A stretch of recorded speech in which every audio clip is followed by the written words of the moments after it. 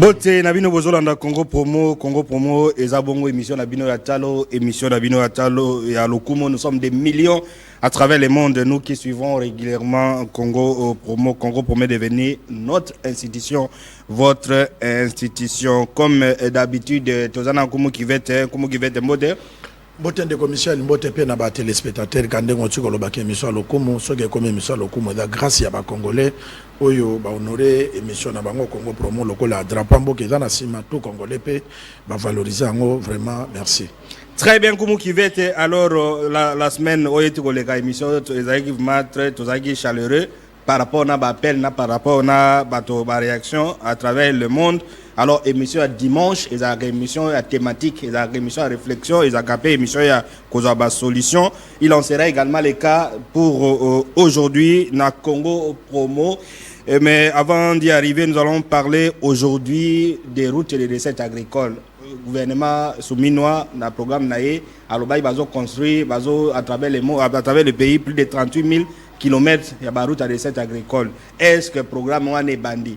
Importance il y a des routes à recettes agricoles. Est-ce que tu as importé bulog en France, dans les États-Unis, Soso, Thomson, y compris même les riz? Est-ce qu'on ne peut pas produire ici? Ça bloque où? Nous allons en parler dans cette émission avec notre invité. Mais avant d'y arriver, nous vous proposons le sommaire de cette émission Congo Promo d'aujourd'hui. Le chef de l'État a consacré la journée du 17 janvier dernier à la visite d'inspection de la voirie urbaine sur toutes les voies qui mènent vers la commune de la Gombe. Nous allons en parler au cours de cette émission Congo Promo. Et puis pour sa part, la chef du gouvernement, Judith Soumina Toulouka, a adressé un message à l'occasion de la commémoration de l'assassinat de l'ancien Premier ministre Patrice Emery Lumumba. Vous suivrez dans cette émission Congo Promo l'adresse de la chef du gouvernement et d'autres également questions d'actualité et Kozanakata Congo Promo Yalelo. Voilà, des retours sur ce plateau, Tozo Yamba Ndeko Droski Liondo.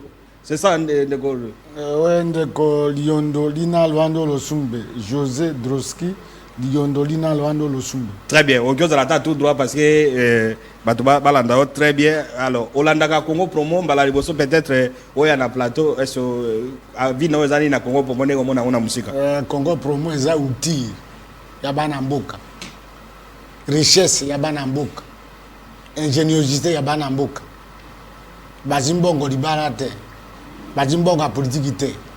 Mais ba créer emploi, ça dit, et là, comment côté, moto na moto, aya yebisa, makabazana ango. Pena bosolo na lukutate ezali bana bazenga mibali kitoko qui ont la vocation de parler sans franche vérité, sans s'enjamber, pour dire la vérité pour ce qui se passe dans les pays au monde. Na lingake émotion na mingi na ba animateur na. Très bien Ndeko, merci pour nos compliments. Alors c'est avec vous que nous allons parler de discuter de la Congo Promo. Il y a je crois que la réalisation peut nous afficher la thématique Office des voies des dessertes agricoles OVDA Chouapa dans les déserts. Donc Office des voies des dessertes agricoles, est-ce que dans la désert nous allons découvrir parce que Tozo Yambayon en qualité directeur provincial, il y a OVDA Chouapa. C'est ça non? Exactement. Voilà, alors expliquez dans le bus OVDA, Toye Bakaka OVD, Toye Bakaka Office des routes, OVDA Yango Izanini. Michel, comme chargé de la communication au monde, je vous dis que tout intellectuel au monde a un même langage. Mais ce sont les jargons qui distinguent les intellectuels par rapport aux spécificités. Lorsqu'un juriste parle, quand il avance dans les idées, un historien le suit. Mais peut-être il peut être incompris par rapport au jargon. Très bien. Quand un communicateur tel que vous êtes, quand vous communiquez, je suis que ici, Michel Wangi entre dans son domaine. Mais nous avons un langage. C'est clair. C'est-à-dire qu'il y a une certaine différence ou même certains intellectuels. Je rappelle na lingala, on va des plus en plus na lingala. Lingala mingi pona kolobate, batonyo so batangi ya nzebi. Bakanisaka ndenge moko. Mais pona koyebisa bato.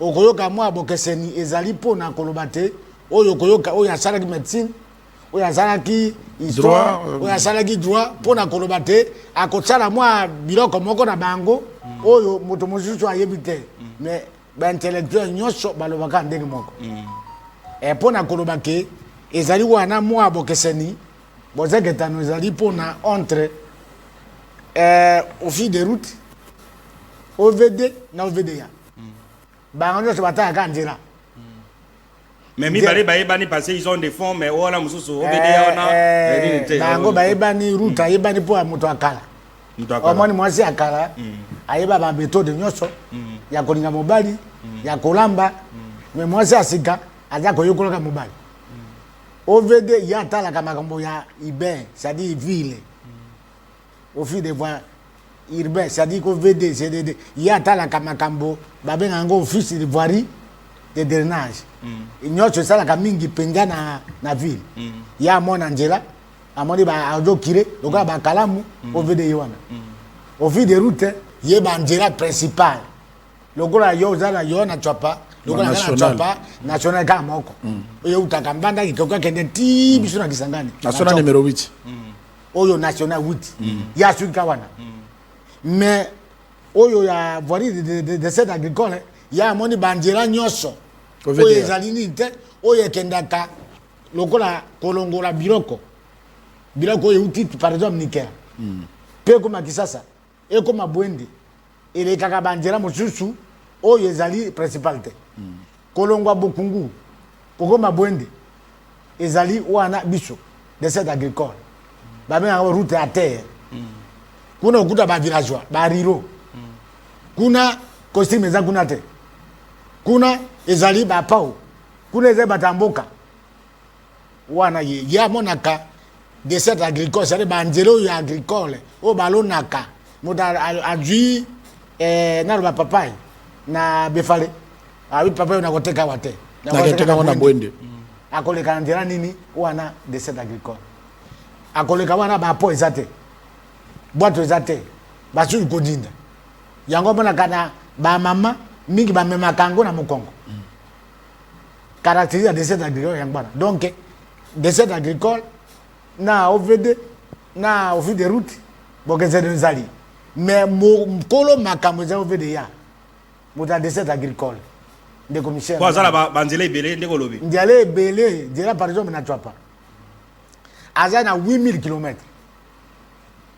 oyo ta couvrir yango pour que tobonga biso na yo tobika pour na Tswapa nzala esila il faut 8000 route wana esalama c'est-à-dire que po ezala te nzela ata ya terre moto atambola vile edinda te ça c'est de cette agricole ye wana mingi bauta kuna eza chef de nayebi te bakonzi nyonso omoni wana sokoki bamisi balanga nzela auta na mboka mpona kobatawutaka nde kuna très bien bauta kuna bamona réalité yango mais ils ne font pas na gouvernement moto akipaka yango te ça c'est une parenthèse gouvernement akokipe yango te parce que la plupart ya bato bakomi irreconnaissant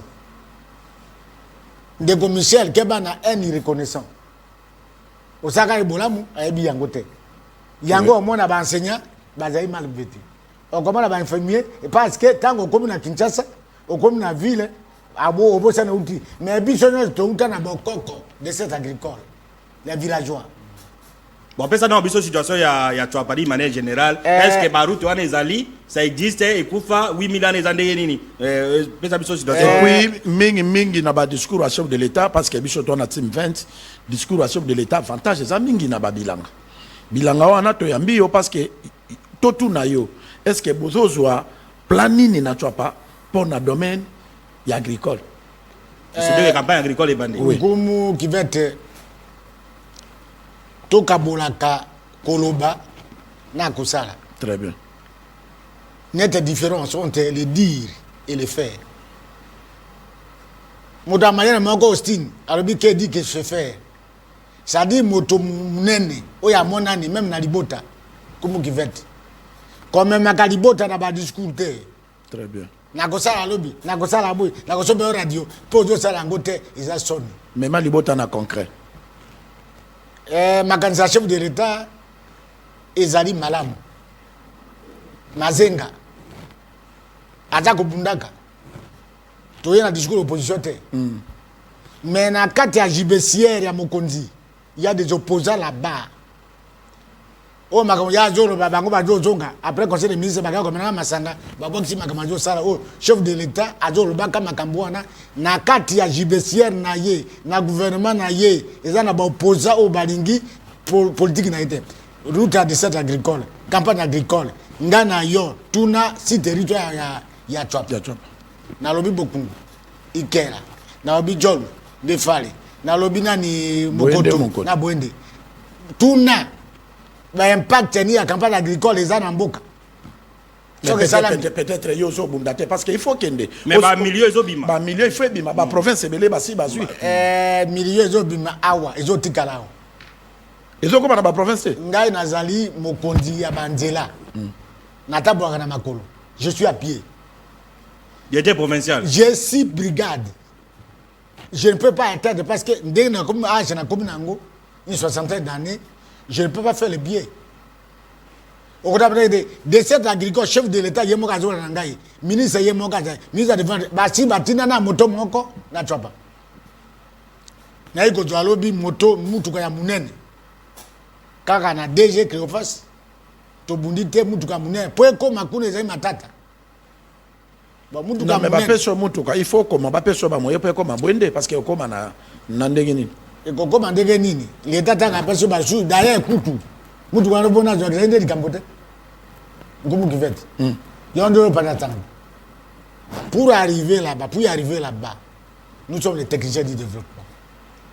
Les gens qui viennent ici à Kinshasa ne veulent pas retourner à l'intérieur parce que là-bas c'est la saleté, les villages kuna dendo zate kuna poulet zate et là on y a malunge zakuna baringa hakuna te Chwapa alors que zalité de cette agricole zalité directeur provincial bureau zalité olobi biloko moko important wana oyo mokonza mboka linga ko yoka yango ndeko Michel Moto conduire plateau mais nazo tono question moko far na biloko oti koloba olobi ke na kati ya Sylvestre président de la République tango bazo kota conseil des ministres ce conseil des ministres esili bake komela masanga ba boaki ba lobaki c'est très important.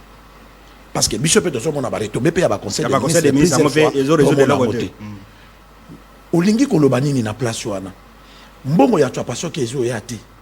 Soki de lo ba route à recette agricole à Chwapa ezo salamate. Na zo bloqué. Parce que yo koko yeba parce que yo doza numéro 1. Est-ce que la budget ezali est-ce que ils a wapi mbongo ekakabi ko passer. Lobby que Hollanda qui information député a interpellé qui ministre à budget. Partout na pona ba office mi balete.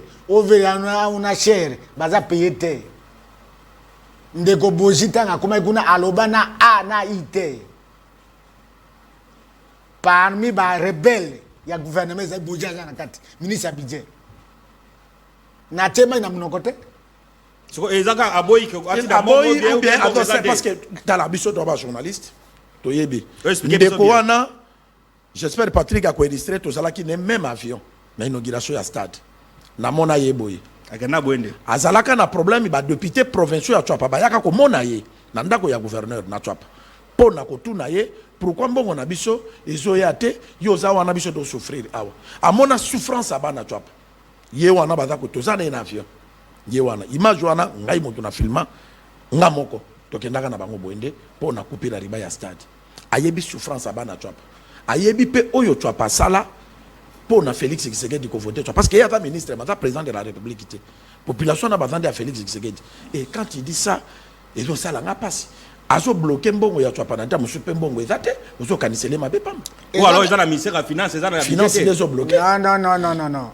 Ba comme qui va être boza ba condaminer. Ba tomi que ba bi mo zeketa no wana te. Une différence nette entre le budget et les finances. Tango mama na mbaka biloko. Nana kaboloka biloko. Mama kaboli biloko. Mishuni mine ebi boya kola boya atiki mo iloko moko na njungu. Pona papa mo to ya bana mike na mopai. Eza budget.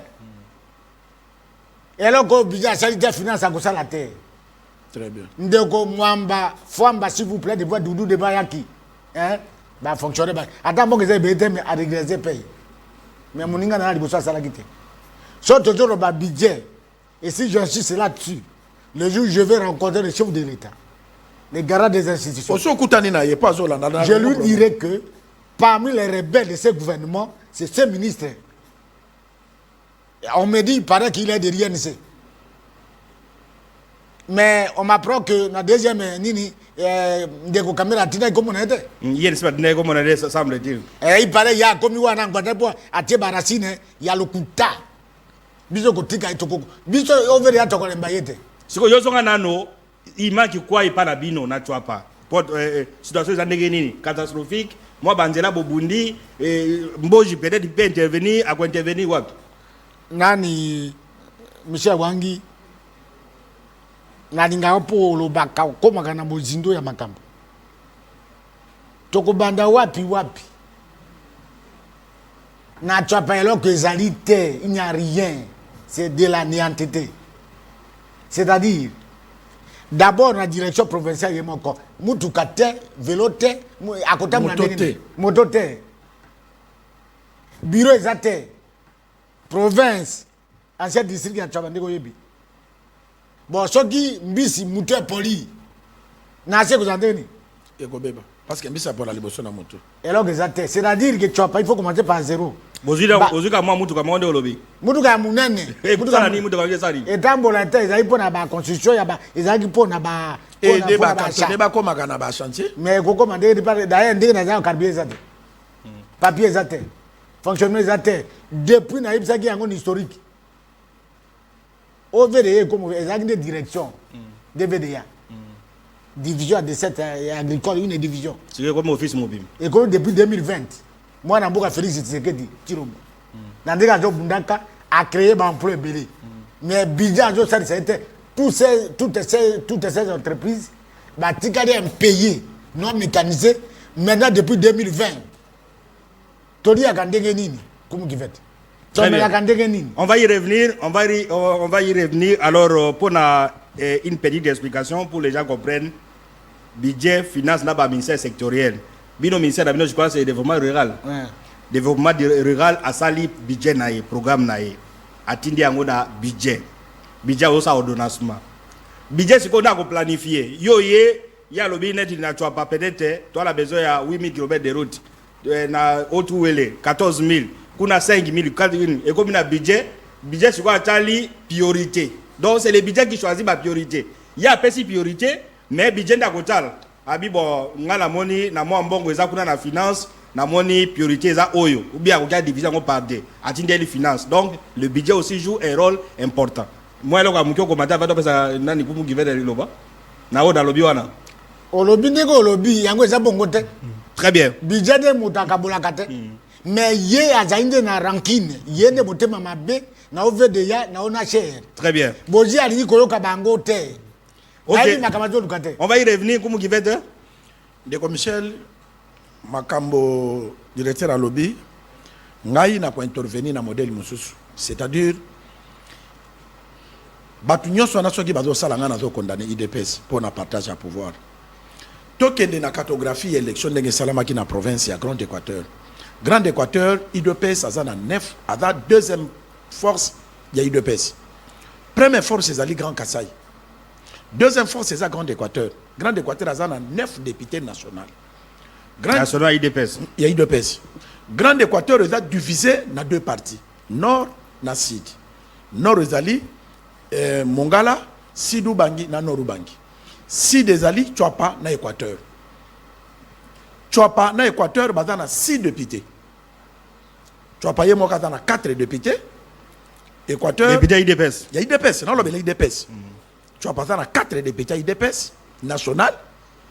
Équateur, il y a 2 députés nationaux, il y a IDPS. Nord, kuna, Sidou Bangi, il y a 2 députés moko, Mongala moko, Sidou Bangi moko. C'est-à-dire, il y a une force politique.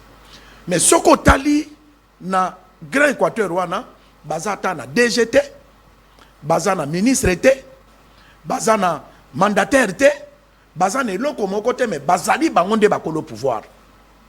Pourquoi on appelle cet exemple wana? Yango to se retrouver na babiloko oyo. Peut pas bamongo balobaka. C'est-à-dire, vous voulez dire que non, si c'était quelqu'un de l'IDPS, oui. Azalaï côté wana gamon na non bon, au lieu de freiner peut-être c'était un bon wana que na sud qui vous et pas un ministre. Bon jindenga zawana. akokoza la lokolo moko na kati lokolo moko libanda. Ce qui dit c'est vrai. Parce que mon IDPS a dit que pouvoir est à Bisso, et à Félix Tshisekedi. Vision Félix Tshisekedi d'Ali, Abong Samboka. Ce que le Félix Tshisekedi a échoué, le premier parti, Oye Koza la perdant, et ça IDPS. Tu vois pas, IDPS a un ministre été, sur 4 députés dans Bango. Équateur, IDPS a un ministre été. Ce qui toquait dans Mongala, IDPS a un ministre moko, Liaou. Vous comprenez? Est-ce que Liaou, tala pas mon que Moutouna Moutalanda ka fief naye, tole qui ça qui a ndenge Liaou memi ba fere na banani, a ken na fief naye. Vous comprenez? Alors, Erero no kopesa nani? Okopesa IDPS. Comment y a dans le pouvoir? Mais mingi a pesa pouvoir na ba partenaire. Mais Yemoko a gagné le côté. Voilà. Ba province ba komi na difficulté. Dans la lobby de commissaire pour monake, batu ba combataka batu bazali, chef de l'État vendredi atala ki voiri. Il a signalé fort, il y a koyebisa CG Kabuya qui ala la tête. 2025 mokonza mboka kola la lisute ndenga bandaki kotala ta mosubo lelo ye moka zu makamuna maboko.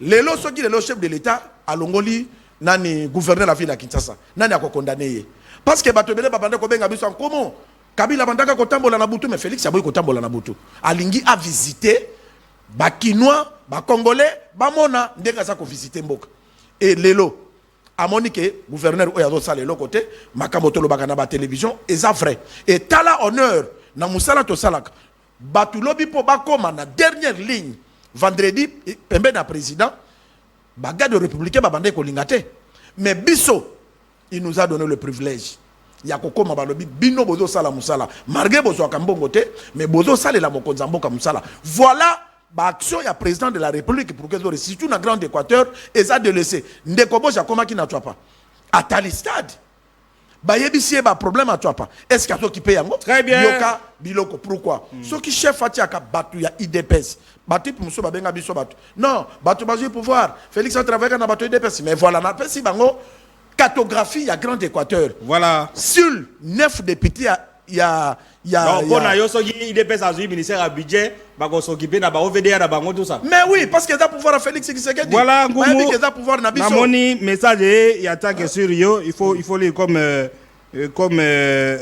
ezali Congo Promo c'est la transparence oui pour appeler ba mituna na yo ndeko alobi bonjour Congo Promo je vous suis depuis la commune de Bandalungwa j'ai comme l'impression que Nkumu Kivete c'est un Tshisekidiste.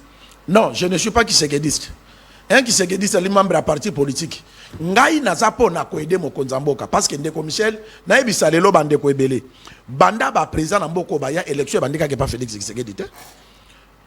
Mais Félix Tshisekedi a remercié bato ba salila ke campagne malgré to so ata $10 te. Na salo ya Nkumu qui fait soko kocho comme on a brevet de mérite à l'occasion de l'élection du président de la République Antoine Félix Tshisekedi Tshilombo. Signé signature à président de la République.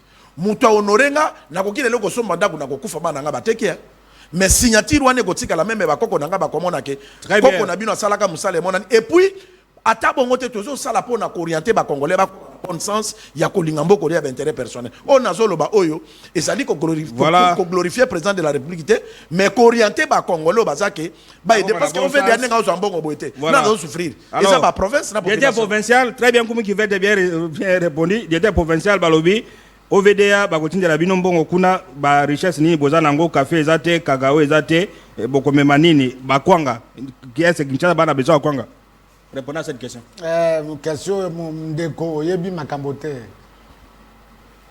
OVDA azali commerçant ezali service à l'état ko defo ko il faut kabola c'est-à-dire pour dans ndeko awa ça ne sert à rien ko financer parce que eloko nini biyo kolongola ngo kuna ko eko Kinshasa ayebite yebisa ndeko ke biso za kuna de cette agricole za route ndeko soka za Kinshasa ayebate Congo za Kinshasa te Congo OVDA biso za bata Kinshasa te masuwa kwango baliaka yende kalona kawapi yeutaka na Équateur yeutaka na Bokungu yeutaka ni Kera alikiba memanini Chouapa azana richesse oyaye c'est une zone verte mokolo bokoye ba richesse a chouapa okoye bango ndeke sika afandi ayebi makambazo lobate nga azo ba comme service à l'état d'abord to sali 2 ans et futamite yende ko choka biso futamate ayebi sa président de la république abo mon fils question anezo concerné de bon ayebi makamuna ete toza commerçant te biso memaka bureau ko soki ndere bongi bilan ke koya ya zo ka commerce biso commerçant biso nde bato ya mboka babonga voilà to bongisa nzela ndeko abengi na province ya Chopo azolanda Congo promo atuni situation ya banzela kuna ezandeke nini on répond na question te selon ndeko aolanda émission banzela ngo ezandeke nini est-ce que mitu keleka ba route de descente d'accord bien sûr o ya Chopa situation ezandeke nini njere le kaka ndeko yeba déjà que na Chopa bato bautaka ikela bakendaka Kisangani baleka kaka na njero yo kanisi wana ya mabe batabau wa befale bayaka boende kaka njero yebi njele ezali mais njele ezali mabe mituka zo tambola mais mituka mabe c'est-à-dire njele ezali bato bazali njele ezali mais ezali ndete eza entretenu terre mbule betaka moko na moko à l'équateur il pleut chaque jour or pour la kobongisa il faut makokezala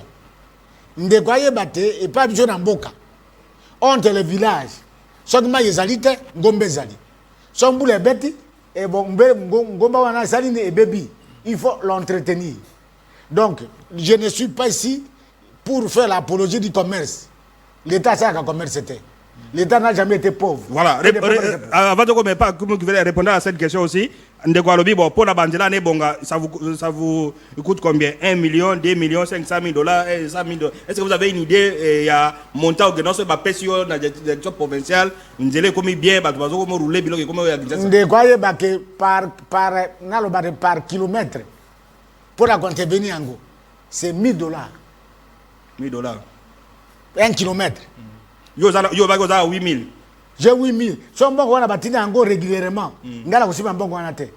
Je suis parmi les directeurs provinciaux qui n'ont jamais touché l'argent de régie. Na comme une fois. Bâti dernier éthique qui recherche éthique bon éthique moi j'ai signé chèque. Une journée organisation ba ke ojambo ba sali yango. Ezambo nganite. Ngai na kobika na salaire nanga. On a 2 ans, on a salaire. Donc 1000 dollars, voilà, donc à peu près 8 millions de dollars. Ce gars, ça 8 millions de dollars. C'est-à-dire qu'au roulé, 8 millions de fréquences, chaque mois, et à combien? Trimestre, tout ça trimestre. De quoi il y tout ça, 3 trimestres. Donc par année, premier, c'est 3 mois. 3 mois, 3 mois. Et c'est dit. Très bien. On va revenir, les questions sont là, comment tu veux dire? Na ko répondre à la question de Kwatoni que tu as peut-être peut-être ndeko yango moni mboka na biso bato balingi c'est-à-dire l'état ko pesa mbongo pona et ça la nini oui bato balingi ko tanga ndeko Michel oyebi province ya Chopa mutetonga Lubumbashi province ya Chopa mutetongi port ya Matadi de Congo ba Congo richesse wana utaki wapi c'est-à-dire rôle il y avait des années et fungola banzela pour ba créateur balona café balona cacao balona caoutchouc pour permettre pe mituke kota na nzela na pezo kabilo kwana et comme na lieu principal et comme na Kinshasa quand il dit ça c'est kaza na maîtrise ya mboka te rôle ya l'état yango wana yango mona ki n'époque Mobutu biso to bana mike ngana ya Kinshasa na avion te na komande ko zonga boende na avion biso to ya Kinshasa na masuwa boye ndonde port ya nini est-ce que ça na province mo ko lesa Kinshasa loko l'Équateur rôle d'Équateur a tondi na richesse voilà rôle ya l'état ezali abongisa musala pour la population à vivre bien yenda za na maîtrise te voilà je suis un inspecteur dans le développement rural est-ce que je peux venir travailler là-bas chez vous à Chopa pour vous aider à construire ou à reconstruire vos routes donc ingénieur mokaza makasi est-ce bino za la batokuna ba sa misala ou bien de ko agende yebisandeko que politique na biso à Chopa ezali toujours tambola sika na développement endogène c'est-à-dire ceux qui na Chopa ba ingénieur te nde ba ko benga ndeko ya bien ingénieur développement rural za mayele mingi est-ce bino za ba ko ba sa peut-être kuno za na ingénieur ngai na epa na ngai j'ai 17 ingénieurs ceux qui yende kwa ye eza complémentarité toningi tribalisme te très bien pour Chopa lingi tribalisme te aza ouvert talent de koloko de ko girwande boy et si azo sala pena bata Chapate ndeka azo bongsa zo bata Chapate biso Chapazali ouvert soka ina makanisa développement na so ya makanisa ya bango wana ya rétro commission mbonga kenele zongaka ayate Mais ce cas là, on peut reformuler la question autrement. Oui. Est-ce que vous avez déjà des bonnes volontés parce que moi misala na tu vois pas ya kotonga balabala oh bazo c'est là quand même mais coup de pouce à gouvernement pour que misala ça pour tu kolobana que mbongo ya ko sala ki ba chèque c'est que ba signo de ces amis. Est-ce moi bato basala kamisala so na biso ke motologo la honorable Bosekota asala kamisala na ye pas comme député te azan opérateur ya kala écolo asala kamisala ndeni eza pour la député jo bank ça était pour asala kamisala depuis kala motologo la ndeko girando mboyo lelo tu as pas stade comme homologué nanan na ye lelo kenda na assemblée provinciale nanan ya ye mi tuke tondi nanan toke gure ba sango de ba zaga biya ba te bosu kuna ba o boye bi bango te ba sala musala soko ke na topalelo okomona ba ndako ezana kiatole ezali kure ezali pour le gouvernement maintenant toujours je vous parle comme acteur à développement toujours bundasika ezali pour l'état peut s'habituer l'état ko subventionner na banque ça dango mais devant endogène ezali que ba acteur politique socio-politique ba joie qu'on salisse à petit peuple au bazar magasin. Il y a des acteurs de développement. Très bien. Voilà, on va revenir. Le Congo pour moi, l'émission est en direct. Vous allez appeler les questions. Vous aurez, on va essayer de répondre. Inviter la mission dans le plateau. Voilà. Yo Olobaki Awa, Doyoki Awa, chef de l'État Félix Antoine Tshisekedi dans la responsabilité. Comme l'a dit, et Aotiko qui na Gotala Nini visite wana na Kinshasa. Donc on peut découvrir ensemble cette brève de service de communication de la cellule de communication du chef de l'État. Le chef de l'État Félix Antoine Tshisekedi Tshilombo a consacré la journée du 17 janvier à la visite d'inspection de la voirie urbaine sur toutes les voies qui mènent vers la commune La Gombier. Le chef de l'État a fait les constats malheureux sur les avenues du marché, des marais et des plateaux méconnaissables et envahis de bout en bout par les vendeurs. Il a même tout bon. Il a visité également d'autres voies secondaires d'accès au centre-ville et au marché central, notamment Kasavubu, Kabamba, Itaga, Kouarouge, Wangata et même Sendue. Encouragé par la population, le président de la République a vu de ses propres yeux cette saleté. Très bien de commissaire. Cette saleté et a échangé avec la population. A visité également la visite surprise du chef de l'État a été saluée par la population qui a vivement ovationné le chef de l'État et encouragé le président Félix Antoine Tshisekedi à prendre des mesures salvatrices pour le bien-être de tous. Alors je me limite à la dernière phrase. Yoka bien, yo peux commenter parce qu'on a parlé de ça. Le chef de l'État a été salué par la population qui a vivement ovationné et encouragé le président de la République à prendre des mesures salvatrices pour le bien-être de tous. Alors, mesures ni le président à Kozwa, en voyant des Itag Koufi, Kabamba, Koufi, Kinshasa, Koufi, tout ça, est-ce qu'il peut faire ce que vous avez dit là que non, on doit changer le gouverneur? Très bien de commissaire, Bisoto Lobaka. Naucho Loba Wanini. Bato Babenga Biso na Congo Promo. Joseph Kabila Mandaki Kozwa ba IST. À côté, on a des gardes. À d'autres, la ville, Nabutu. Nabutu, comment on a beaucoup? Les gens pensaient. Silence à Félix Tshisekedi Kazayuma. Aloba ngona radio moka le kaka lobi bino bo sakana nga bomo nga yuma pona na yambi bino etanke bandeko nanga. C'est ça aussi. Président de la République a moni souffrance à peuple. A mona kana télévision ndenge biso to lakisa. Ndenge itage kufi ndenge badoza ba yango wana ndeko Michel. Itaga impraticable. Prince Kasafubo impraticable. Plateau kuna kudokolobate. Plateau kolobate. Lowa venu wana nyonso soko komi pe na ba commune mosusu ya Kinshasa soko komi pe na ba Équateur na tu apandeka zolo badon les pays et komi par terre lokoli itinérance ezalaki makasi alingaki akota tina wenza libulu oyo ezalaka marché pona eza wenza libulu eza marché ya ba cordonnier mais ekoma na bandako marché ezala lisute ekoma bandaka batu na kati ya wenze. Revenez, est-ce que qu'est-ce qu'il peut prendre comme décision? Cette décision c'est fakozo ezanini nani asala ka banzela à Kinshasa et dans office de route ou bien OVD. Il faut longo la DG à OVD. Des commissaires ba route ko koma modèle o anate. Pona nini? Tozana mabanga ya ofele. Tala kabambare ba chef de l'état le kilo bi ona eza makadam te ba ko ça été pona mbule betaki. Eza mabanga ya pamba. Akoy ko zwata mabanga ya pamba boaki pona population ba laisse la situation pourrir. Ba ko tika situation est comme grave mais ya za DG.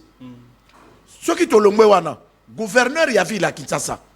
Vraiment, 2 jours aux belé kaka pour na député provincial bazana vacances parce que chef de l'état mais on peut convoquer une session extraordinaire. Oui, chef de l'état il y a comment la salité chef a continuer kaka kolobate itinérance wana c'est la communication motetindi oyo c'est-à-dire chef faza désolé pour ne loko wana ville exagéré té comment mutaote kati na balabala moya mituke le kate mutazo te na likolo ya fulu mais peuple ya Félix Tshisekedi bakokufa très bien nani a orienté bango eza gouverneur na batu na ye balongola gouverneur ona vice na ye bako bayende ko mais yo to ba makama ba IDPS mais c'est un gouverneur de IDPS non c'est pas le parti qui fait le non gens. mais IDPS c'est zanine des commissaires basala qui bien basali non il y a aussi des incompétents IDPS mais et compétence na ye et fandisa ye wana te très bien parce que chef de l'état a besoin de résultats voilà de balongola ye voilà directeur provincial to lobaka na yo awati soki batiaka j'ai quoi qui déjà biso to liaka mbonga j'ai côté na tikala comment on appelle j'ai une expérience comme vice gouverneur j'ai une expérience azala moto IDPS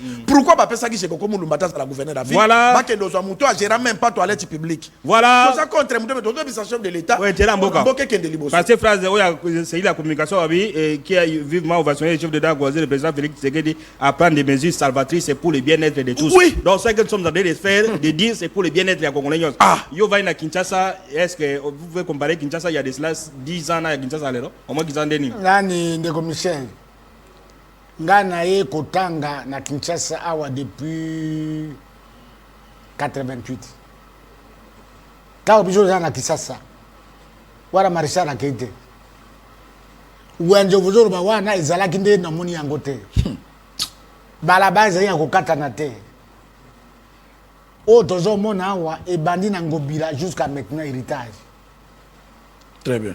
Pour Nangaï, makambo de capacité, c'est quelque chose d'homme. Le développement, le premier acteur, c'est l'homme. Ils ont makambo de capacité, makambo MLCT, makambo ya répété, ils ont moto, la personne. N'a pas de monde qui s'amouke. Aménagement du territoire, ils ont qui poubelle, non? Balinga kande. Tant que moi, on a un bon kagilo, on a joué aménagement du territoire. Bah, comme il connaît kande. Bakomi ko wele lango na ba parti bako ya nini po atie mayele atie sérieux atie anat atie fonat bon donc on a la 88 ya Kinshasa 88 na Kinshasa oh ezali kolobate Kinshasa ezate oh Kinshasa te tango biso zala ke oh za Kinshasa te na biso bosani longwa ka gawa koma na ngaba olongwa ngaba kende na matete njele ezate or balobaka 0 trou yonde ko kivete Kinshasa 0 trou et comme il va balak bozo lo ba makambo IDPS ya ndeko gouverneur na ndeko nangai Michel Wangi l'expérience aussi compte non c'est ça tango tozali bana mike molakisi ya école primaire ya première primaire azala qui spécifié très bien que moto wana kotika kana et pas besoin de parler de petit ikunduka papa ikunduka azala qui a mesana na bana wana ça c'est de l'expérience gouvernement ya Kinshasa gouverneur ya Kinshasa azai mutazo ya te c'est n'importe qui te ndeko kabuya erreur na ye yango wana ndeko kabuya lingaji de pese na poche na ye tozo ngana chopa ba député ya chopa ba yebi ndeke chopa zo pour la terre yo loka chop moto député mo ka tombo mungo na hémicycle chopa bazana dokola ndeko alobaki de nan PDG nan DG nan ou serait même les ministres même les vice-ministres mais ba kosenga te il faut yo population sengela bango population kosenga te parce que c'est l'action politique il dépêche à dire ba siège combien à Kaboli combien ndeko Michel aux acteurs politiques ba pesa à combien à mototer ba pesa des quotas ce qui dit là ndeko Michel na ba qui sa invité na biso tolobit première force il y a IDPS et Dali Grand Kassai Grand Kassai dans combien de ministres même Kassai oriental mo ka belé on comprend bon il y a Kassiko na Grand Équateur bana combien de ministres voilà partage ça mabe voilà donc tozolo babilo qu'on a pour la chef de l'état na remaniement atala yango très bien voilà on va parler cette fois-ci du 17 janvier 2025 commémoration et assassinat il y a premier ministre Lumumba la chef du gouvernement Madame Soumine Toulouka Sala qui déclaration nous allons suivre mais ce que vient de dire l'invité par rapport à l'expérience en épistémologie on dit la théorie oriente l'expérience corrige la théorie c'est-à-dire quelqu'un vous pouvez être un grand théoricien, être une auto-école, aux autres auto-école et tout ça, théorie magasin. Mais c'est autre chose. C'est-à-dire, vous avez la théorie, il faut avoir la pratique. C'est-à-dire, vous ne pouvez pas nommer quelqu'un quand on a pas posté boyer, il tombe d'une manière, Deus ex machina, au comme gouverneur, au comme ministre. Il faut expériencer ça là parce que tu as besoin de quelqu'un qui. Alors, voilà, on va demander à la réalisation de suivre le message adressé à la nation, le message de Madame la Première ministre à l'occasion de la commémoration de l'assassinat du tout premier ministre du pays, Patrice Emery Lumumba.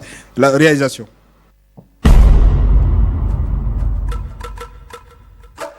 Et nous allons faire du Congo les sacres de rayonnement de l'Afrique tout entière. Nous allons veiller à ce que l'unité de notre patrie profite véritablement à ses enfants. Il y a 5 points essentiels qu'il faut prendre en considération quand on parle de Patrice Emery Lumumba. Lumumba, martyr du nationalisme africain et héros de la lutte pour la libération, a défendu notre liberté et notre dignité. Son audace face à l'oppression a fait briller notre nation comme un symbole d'unité pour tous les Africains, ouvrant ainsi la voie à la dignité et à la souveraineté.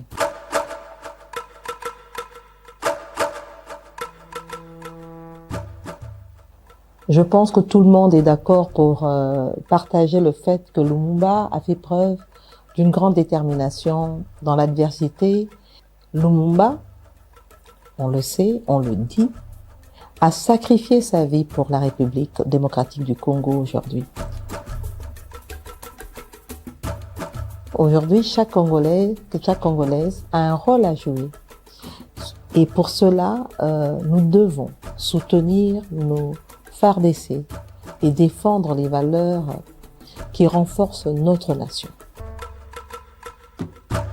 La vision d'un Congo libre et autonome de Lumumba, vision que partage le président de la République, Félix Antoine Tshisekedi Tshilombo, nous inspire à travailler vers un avenir meilleur tous les jours. Et ça, c'est ce qui me motive à chaque fois quand je me lève le matin. C'est ça que je vois devant moi. Madame la Première ministre, chef du gouvernement de la République démocratique du Congo, Excellence.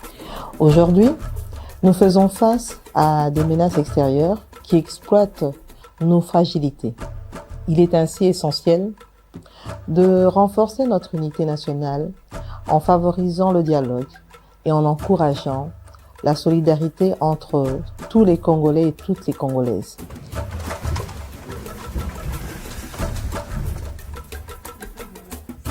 Notre force vient de notre diversité et c'est ensemble que nous pouvons surmonter les défis et protéger notre intégrité nationale. Lumumba croyait en un avenir prometteur pour notre pays. Aussi, j'encourage les jeunes Congolais et Congolaises à avoir foi en eux, à travailler pour construire un avenir meilleur pour notre pays. Je pense et je souhaite que cet héritage inspire chacun de nous, chacun des jeunes Congolais et Congolaises, à œuvrer ensemble pour la grandeur de notre pays, la République démocratique du Congo.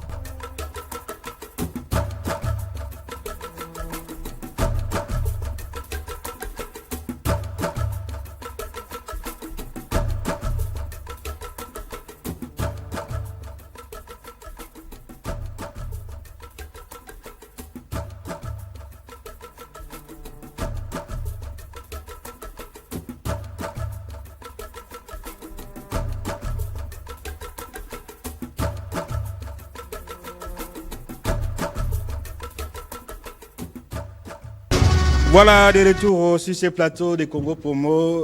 Comme qui va être autour de la Première ministre, message à d'autres témoins via Lumumba. Et puis, élèves, Bautaki et Belé, dans l'école Kinshasa, dans la primature. à visiter bango tout ça commentaire par rapport à un message du premier ministre. Non, message à premier ministre pour na Congo promonde to réfléchir en autre kabonango na deux parties. C'est-à-dire maman alakisi ba valeur naie étant que premier ministre de la République pour na kopesa na mboka ke ezaka ka président de la République té. Premier ministre a occupé ko le beloko ya bien pour na mboka kende liboso parce que da chef à gouvernement. A valoriser ce côté na ba illustration denga illustrer presque tout le bas premier ministre pour na kola sa participalité. Mais eloko oyo est intéressant ngai ezali ba jeune ya kozwa bilenge o balati uniforme. L'histoire en boka na bango na primature. Histoire en boka na bango bakota na primature et puis ala kisabango qui était Emery Patrice Lumumba. Lumumba akei soko tali na Congo promo ezalaki la semaine passée to lakisaki ko lakisaki.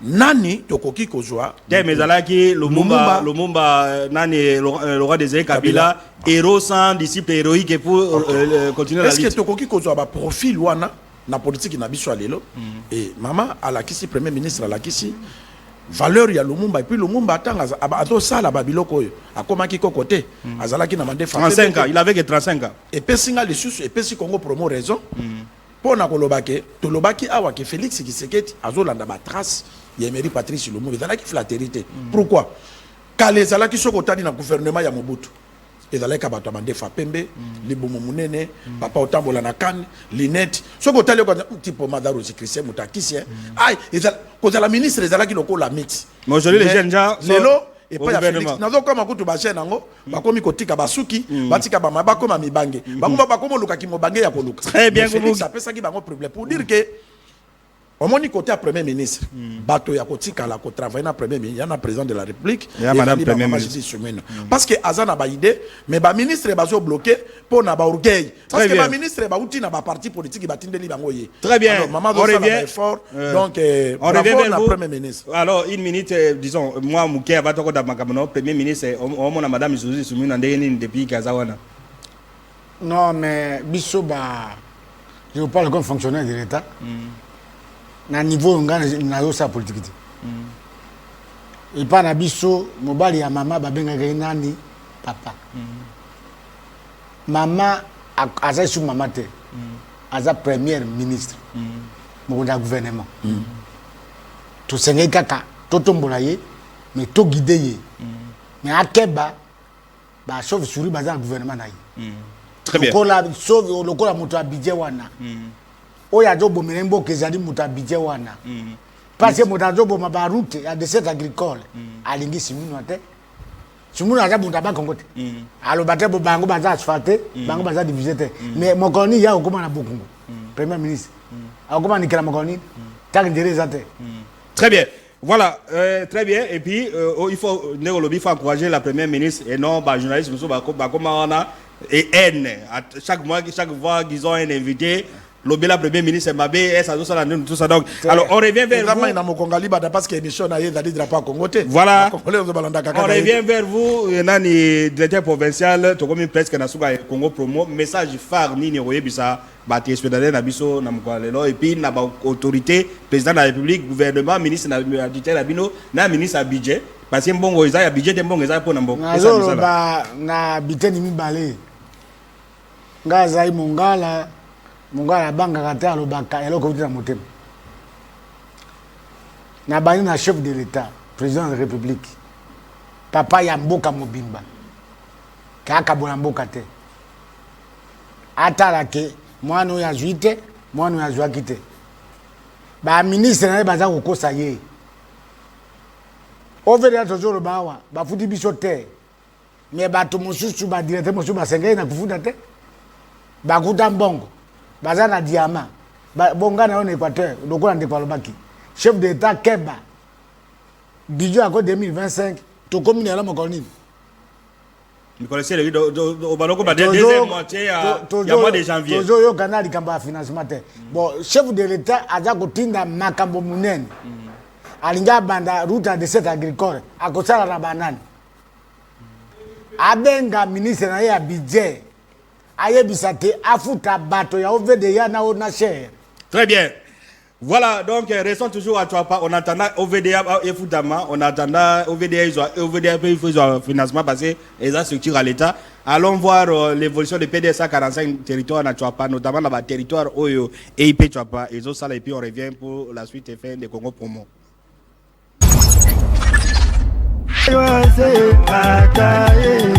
Zanga docteur Johnny Konakaye kataye Zangisa kanito yoaze kata kitoko Chansi Mungala papa na Jideke bali ya mama Chantal Kongo weta tenga matini kwa kataye Mukonye abana bato panyizo kataye Alingaka komona moninga na pasite kataye Docteur atona na bobo tebele kataye Sikana liko chinota kamponda okari ya Etra pichuko kila boniseka ilumbu bomoka mama nene Iendike nginya papikake bomoka mama mercredi. Voilà, j'étais provincial une seconde, yo za la terre, oza j'étais provincial OVDA, babiloko pays ça la mana PDL 145 territoire, et ça ba situé zo idée bino na province tout ça, oza li kamakoloba ou bien ko corriger ou bien ko bongisa na PDL 145 de au mona na niveau à Chouapa. Ngana lobaki ke balong la PNUD na Chouapa. Programme des Nations Unies pour le développement. Agenda pour le développement Chouapa. PNUD. A bebi simbo on nyosho na ba voyage, na ba étude.